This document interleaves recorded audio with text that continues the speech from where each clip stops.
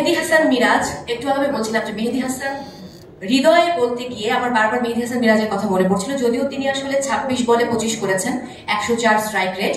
But মেহেদী হাসান হৃদয়কে কিন্তু 205-এর উপরে স্ট্রাইক রেটে খেলতে হবে সিনেমা বানাতে নেমে, কারণ তিনি যাকে দিয়ে সিনেমা বানাচ্ছেন সে কিন্তু তুফান, সামনে তাণ্ডব নিয়ে আসবেন। সো মনে রাখতে হবে মেহেদী হাসান হৃদয় ভাইয়াকে যে তিনি যাকে নিয়ে তার প্রথম সিনেমায় নেমেছেন সেখানে আসলে 100 স্ট্রাইক রেটে ব্যাট করলে হবে না, করতে হবে 200-র উপরে। শামীম হাসান পাটোয়ারির মতো 8 নম্বর পজিশনে নেমে আজকে কিন্তু টিমকে জিতিয়ে দিয়েছে 17 বলে 35।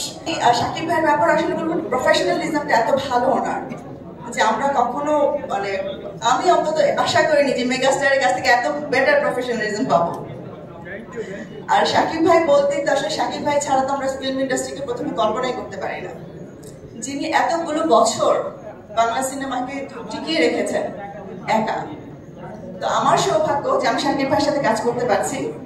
আমি মনে করবো আমার ডিরেক্টরের সৌভাগ্য যে ওর প্রথম সিনেমা এতবার মেগাস্টারকে নিয়ে কাজ করছেন।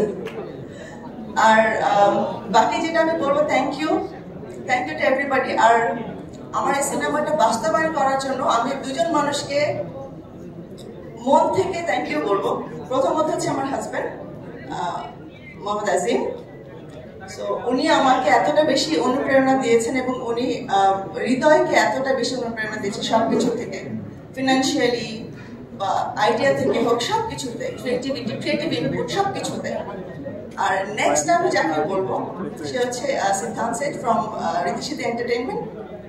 ও আমার পুরো সিনেমাটা এত সুন্দর করে গুছিয়ে করিয়ে নিয়ে এসছে।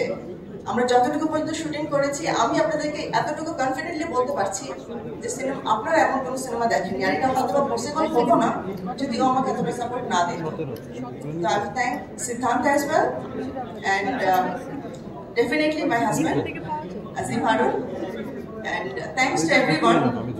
আর আশা রাখবো যে আপনারা সবাই আমাদের সাথে থাকবেন এখন থেকে সিনেমা রিলিজ হওয়া পর্যন্ত, সিনেমার পর পর্যন্ত সবাই থাকবেন আমাদের সাথে।